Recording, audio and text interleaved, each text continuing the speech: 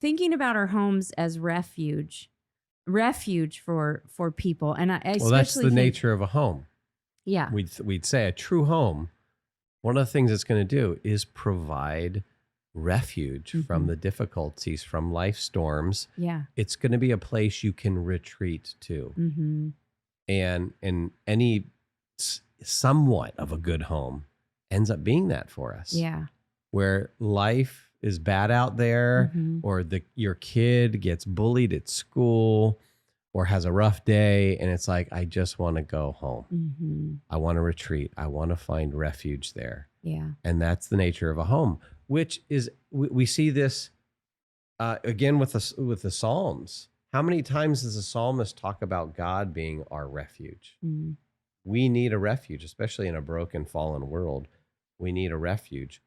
Home is that refuge, and our true home is with our Heavenly Father. And so you see the parallels between this home and our home with the Lord. yeah. And I think thinking about our homes as being a light in a dark world is an important thing to think about. How could our home be a light in a dark world? And I think first we want to think about how it can be a light to the people who live there. So that's, again, our spouses and our kids. But thinking about it being a light in a dark world, the world is dark, it's chaotic. And so to have a light that draws you back in.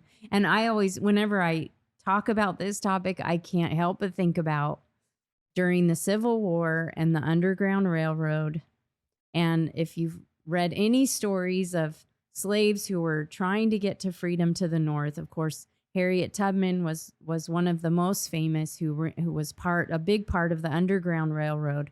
But you would know that a home, so slaves who had escaped would travel by night and sleep during the day so that they wouldn't get caught. But traveling by night, of course, was dangerous, but they would go from safe house to safe house. And how would they know a, quote, safe house? It would be a light in the window. And you can just picture them heading in a direction, dark night. The only light would be the stars and the moon, but then they see a light in this dark world they were living in. And it's this beautiful picture. I think of what our home can represent to people. So first we want to think about the people who live in our homes and how home can be a place of refuge for them. So I think just actually reflecting on the question yourself, and then maybe asking the scary question one night at dinner with the family is, when you think about coming home, do you feel relief? Or what? This is like an evaluation question, huh? I know. But kind of, what do you feel when you're heading home? Do you feel like, oh, I can't wait to get there? Or do you feel like, oh man, yeah, here we go? I mean, it just depends on what mood that you're in. I'm not asking you right now. I'm sorry. Did you think this was an open invitation? How dare you? Oh, well, we will share later and we'll both share. But this is, so you are opening yourself up, right? Like if I'm going to ask you, what do you feel when you're coming home? Then I have to be open to your sarcastic comments first and then maybe later some truth.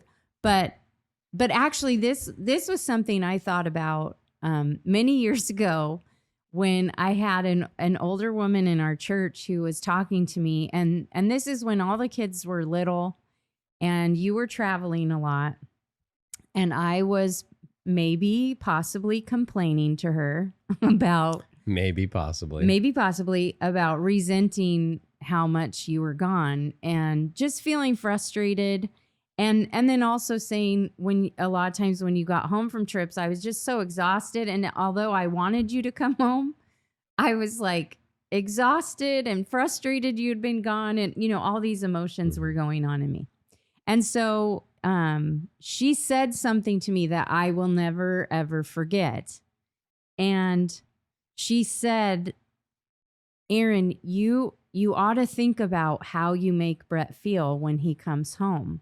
And she said, because you do want to be a magnet to your husband that draws him home, that when he thinks about coming home, he's drawn home. He doesn't think about home. And then, like I jokingly said earlier, oh man, here we go. Mm-hmm. And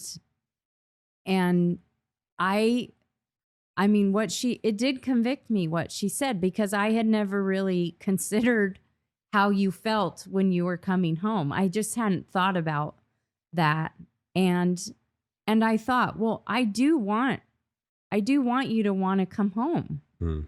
And so I thought about my response then when you would either come home from a long day of work or from being out of town, and prompting the kids, hey, let's get up, let's greet dad, let's tell him we're thankful he's home, kind of thing. And even if it was a hard day and I needed to immediately hand you a crying baby or whatever was going on, that I just was much more thoughtful of what you were feeling when you came home. Yeah. Well, and from a dad's perspective and a husband's perspective, there's that same healthy desire for a husband to want to, and it probably doesn't come as natural just because of the differences between the sexes, but a man should think about his wife and her wanting to be home and what home symbolizes. Does home symbolize my husband just flips on the TV and grabs a beer and sits in front of it to watch the game, while I, who have been home all day with the kids, or and doing work to maintain the home, and now there's a pile of dishes after dinner, and I'm being left to just do that. I mean, that kind of scenario. Yeah. Yeah. Does home for your wife represent, even if it's a place of work, and this could be a wife who's working outside the home also, but when she thinks about home, does she think about the place where we co-labor together? Yeah. Or is it kind of a drudgery because I'm doing everything? I'm working outside the home and inside the home. There's just this imbalance or even to life. And here's another just kind of practical consideration, because that's kind of what we're doing. We're moving from our theology to the practical considerations here. But I think about the decorating of a home and how a lot of men will I don't care. That'll be their posture. Whatever you want. I mean, don't even bother me with it.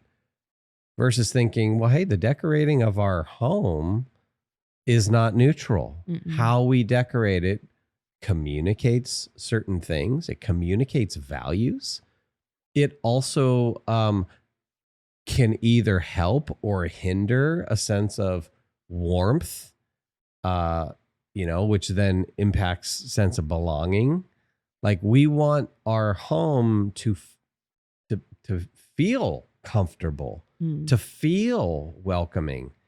And that is impacted by how you decorate the things, the kind of furniture you have, the things you hang on your walls, and all of that. And a lot of times a guy will just be like, I'm not even interested in that, because he may just be about function. Hey, give me 4 walls and a roof and I'm good. And of course, you see this if you go to any bachelor's place, a bachelor pad, right? Well, even when we think of that term, we have certain images come to our mind because men aren't maybe more naturally disposed towards that. But that's what we should be thinking about, even as males, and not just say, oh, my wife, she handles the decorating or the furnishing or whatever. Hey, that's something we can think about together, at least discuss and talk about how we create a true home, a true sense of belonging through those things. Mm-hmm. Yeah, I mean, it is something that if you're married, that you ought to think about the other. Does the other person think of home as a warm place, warm physical place, but also emotionally and spiritually? Is it a place where I can go and not be attacked? And it doesn't mean that you don't have conflict, because every single home has conflict, because we are all rebellious sinners. And so conflict will come. But is home a refuge? Is it a safe place where I'm not attacked? Even if criticism needs to come or hard words need to be said. Yeah. But is it a place where I'm encouraged and lifted up?